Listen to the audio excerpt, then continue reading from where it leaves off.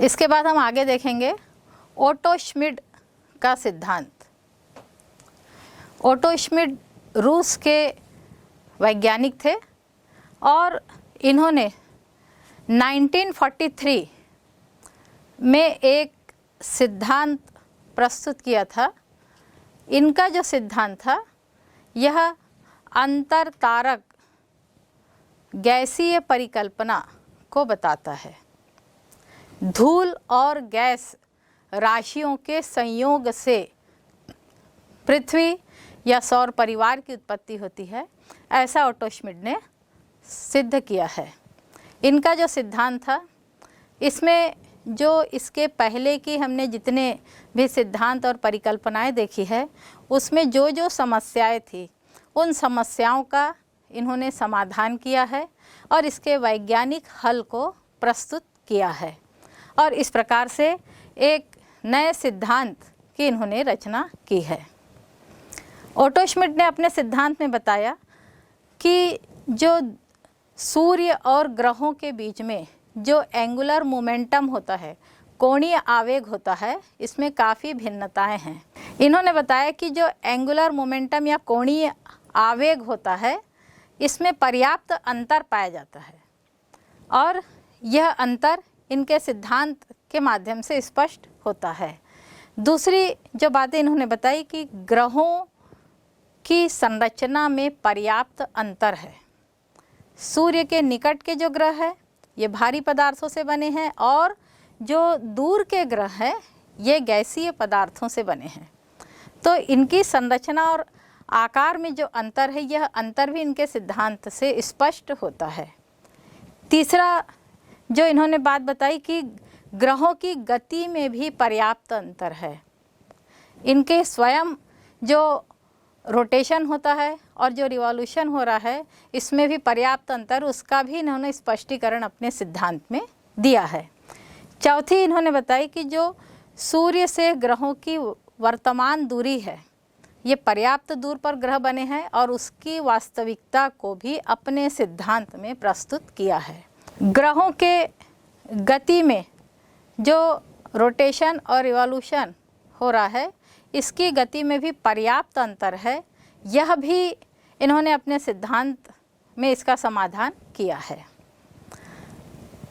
तो इस प्रकार से सूर्य के अन्य ग्रह जो है, इनके बीच में जो पर्याप्त दूरी है उसकी वास्तविकता, यह भी इनके सिद्धांत में इसका भी हल मिलता है। तो ये सभी सिद्धांतों, इनके सिद्धांतों में पुराने जो सिद्धांत है उसमें पाई जाने वाली समस्याओं का हल मिलता है और इस प्रकार से इन्होंने एक सिद्धांत प्रस्तुत किया और यह जो सिद्धांत है यह धूल और गैस के विस्तार पर आधारित यह सिद्धांत है। इनका जो सिद्धांत है, इसकी इन्होंने बताया कि ब्रह्मांड में धूल और गैस के कण पहले से ही विद्यमान थे। ये धूल और गैस के कण कहाँ से आ रहे हैं? तो यह बताया गया कि उल्काएं या जो तारे हैं, इनमें निरंतर इसकी टूट फूट होती रहती है। जो उल्काएं और तारे हैं, इनमें जो निरंतर टूटने की क्रिया होती रहती है, उसके फलस्वरूप इससे निकले हुए जो पदार्थ हैं, ये ब्रह्मांड में आद्य पदार्थों के रूप में फैले हुए हैं और इन्हीं पदार्थों से गैस और धूल के कण निकले हैं, जिससे वर्तमान सौर परिवार की उत्पत्ति होती है। इन्होंने बताया कि सूर्य एक समय ब्रह्मांड में विचरण कर रहा था और जब वह ब्रह्मांड में जा रहा था तो उसने अपने आकर्षण के फलस्वरूप ब्रह्मांड में पाए जाने वाले कई धूल और गैस राशियों के जो पदार्थ हैं, इन पदार्थों को वह धीरे धीरे अपनी ओर खींचना प्रारंभ कर देता है। ऐसे इन्होंने बहुत से पदार्थ को अपने आकर्षण में ले लिया और उसके फलस्वरूप ये धूल और गैस राशियां जो थी, ये सूर्य के आकर्षण में आकर के इसके चारों तरफ चक्कर लगाने लगे।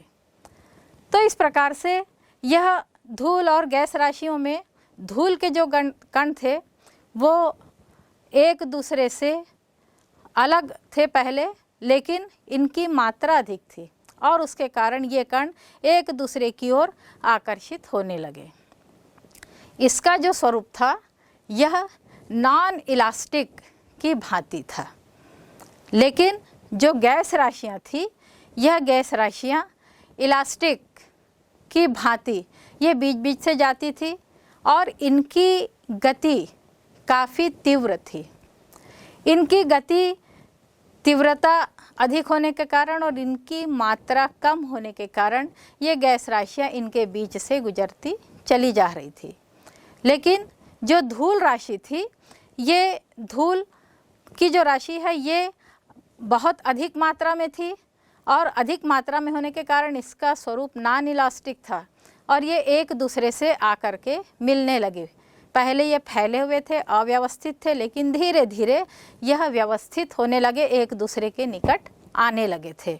और इस प्रकार से जब एक दूसरे के निकट आने लगे, एक दूसरे से टकराने लगे, तो टकराने के कारण इनकी गति कम हो गई और उसके साथ ही जब गति कम हो गई तो ये एक दूसरे से पदार्थ, ये जो धूल राशियाँ थी, एक दूसरे से चिपकने लगे और धीरे धीरे ऐसे छोटे छोटे जो भ्रूण या केंद्र हम इसको कहते हैं, इनकी स्थापना होती है। ये गैस राशि आपस में टकरा करके, एक दूसरे से टकरा करके विकसित होने लगी, शीतल होने लगी और इनकी गति कम होने लगी। तो इस प्रकार से इन्होंने छोटे छोटे ग्रहों के पिंड के रूप में अपनी स्थिति बना ली। धीरे धीरे ये जो ग्रह है ये धीरे धीरे विकसित होने लगे, लेकिन ये ग्रह फिर भी, ये जो भ्रूण थे, ये धूल राशियाँ थी और ये गैस राशियाँ थी, ये अभी भी सूर्य का चक्कर लगा रही थी।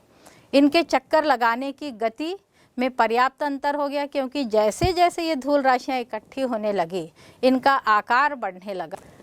इन्होंने बताया कि सूर्य एक समय ब्रह्मांड में विचरण कर रहा था और जब वह ब्रह्मांड में जा रहा था तो उसने अपने आकर्षण के फलस्वरूप ब्रह्मांड में पाए जाने वाले कई धूल और गैस राशियों के जो पदार्थ हैं, इन पदार्थों को वह धीरे धीरे अपनी ओर खींचना प्रारंभ कर देता है। ऐसे इन्होंने बहुत से पदार्थ को अपने आकर्षण में ले लिया और उसके फलस्वरूप ये धूल और गैस राशियाँ जो थी ये सूर्य के आकर्षण में आकर के इसके चारों तरफ चक्कर लगाने लगे।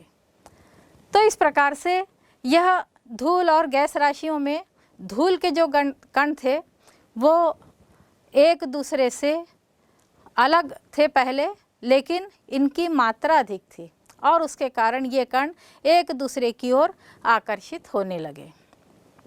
इसका जो स्वरूप था यह नॉन इलास्टिक की भांति था, लेकिन जो गैस राशियाँ थी यह गैस राशियाँ इलास्टिक की भांति ये बीच बीच से जाती थी और इनकी गति काफ़ी तीव्र थी। इनकी गति तीव्रता अधिक होने के कारण और इनकी मात्रा कम होने के कारण ये गैस राशियाँ इनके बीच से गुजरती चली जा रही थी। लेकिन जो धूल राशि थी, ये धूल की जो राशि है ये बहुत अधिक मात्रा में थी और अधिक मात्रा में होने के कारण इसका स्वरूप नॉन इलास्टिक था और ये एक दूसरे से आकर के मिलने लगे। पहले ये फैले हुए थे, अव्यवस्थित थे, लेकिन धीरे धीरे यह व्यवस्थित होने लगे, एक दूसरे के निकट आने लगे थे। और इस प्रकार से जब एक दूसरे के निकट आने लगे, एक दूसरे से टकराने लगे, तो टकराने के कारण इनकी गति कम हो गई और उसके साथ ही जब गति कम हो गई तो ये एक दूसरे से पदार्थ, ये जो धूल राशियाँ थी, एक दूसरे से चिपकने लगे और धीरे धीरे ऐसे छोटे छोटे जो भ्रूण या केंद्र हम इसको कहते हैं, इनकी स्थापना होती है।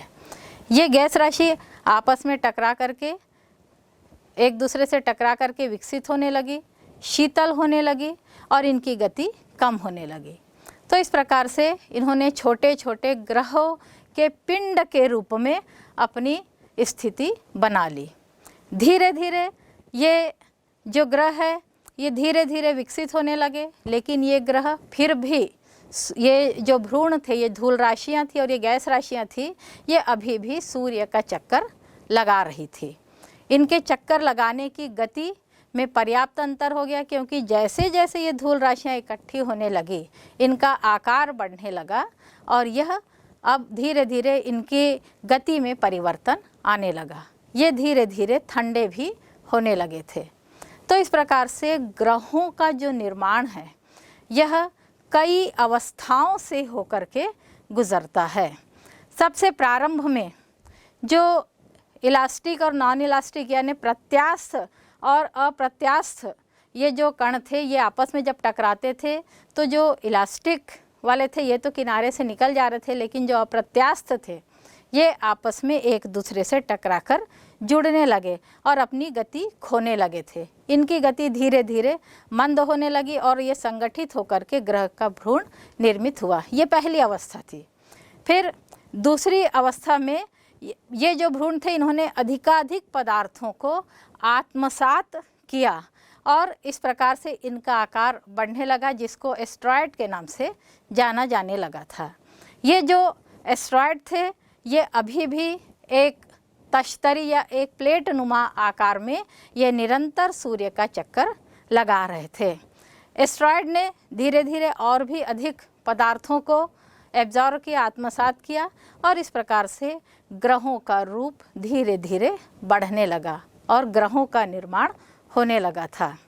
प्रारंभ में ग्रह बन गए और फिर जो शेष पदार्थ थे, ये शेष पदार्थ में फिर से छोटे छोटे भ्रूण उत्पन्न हुए और ये अपने ग्रह के आसपास ये चक्कर लगाने लग गए थे, जिनसे उपग्रहों का निर्माण होता है। तो ग्रहों और उपग्रहों के निर्माण के बाद ये ग्रह सूर्य का चक्कर लगाने लगे। उपग्रह चूँकि ये तश्तरी में पहले से ही घूम रहे थे, उपग्रह जो है ये अपने ग्रहों के साथ सूर्य का चक्कर लगा रहे थे।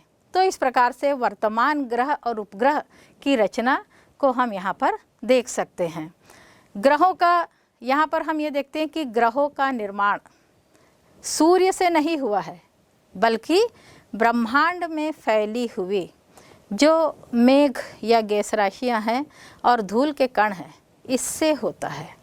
और इसीलिए इनके जो कोणीय संवेग जो है, एंगुलर मोमेंटम हम जिसे कहते हैं, इसमें पर्याप्त अंतर पाया जाना चाहिए, क्योंकि जो सूर्य के जो ज़्यादा निकट थे वो भारी तत्व थे और सूर्य से जो दूर पदार्थ थे ये हल्के तत्व के थे और इसलिए इनके एंगुलर मोमेंट में जो अंतर है ये बहुत स्वाभाविक होता है। दूसरी जो बात इन्होंने बताई कि सूर्य के निकट के जो ग्रह है, जिन्हें हम वर्तमान में आंतरिक ग्रह कहते हैं, यह भारी पदार्थों से निर्मित है। इसमें विभिन्न प्रकार के खनिज और सिलिकेट की मात्रा अधिक है, जबकि जो दूर के जो ग्रह है यह इसमें गैस राशियों की मात्रा अधिक है। तो यह स्थिति भी इन्होंने स्पष्ट की कि जो भारी पदार्थ थे वो सूर्य के ज़्यादा निकट चले गए थे, जिससे सूर्य के पास भारी ग्रहों का निर्माण हुआ है और दूर में क्रमशः हल्के ग्रहों का निर्माण हुआ है। इसका जो कारण था, इन ग्रहों में ऊष्मा की भिन्नता थी। केंद्र के पास अधिक ऊष्मा थी, इसलिए अधिक भारी पदार्थ वहाँ पर संग्रहित हुए और दूर में कम ऊष्मा के कारण हल्के पदार्थों का संग्रहण हुआ है। तीसरी बात इन्होंने बताई कि चूँकि गैस राशि और धूल जो है इसके परिमाण में भिन्नता थी और उसी के कारण ये अलग अलग और पर्याप्त दूर में एक दूसरे से संगठित हुए हैं और उसी से वर्तमान ग्रह और उपग्रह की रचना होती है। और इनके बीच की भी जो दूरी है यह एक समान नहीं है, बल्कि ये पर्याप्त दूरी पर सूर्य से विकसित हुए हैं। तो इस प्रकार की बातों को इन्होंने स्पष्ट करके एक सिद्धांत प्रस्तुत किया है। यद्यपि इनका सिद्धांत जो है ये वर्तमान परिप्रेक्ष्य में काफ़ी सही तो लगता है, लेकिन कितना भी इन्होंने अपनी वैज्ञानिक तथ्य प्रस्तुत किए, लेकिन इनके सिद्धांत में भी निरंतर आलोचनाएं हो रही, क्योंकि जो नए नए खोज हमारे सामने में आ रहे हैं उसके आधार पर क्या सूर्य से सौर परिवार की उत्पत्ति हुई है या सूर्य के अलावा अन्य ब्रह्मांडीय पदार्थों से सौर परिवार की उत्पत्ति हुई, इसमें विद्वान आज भी एकमत नहीं है।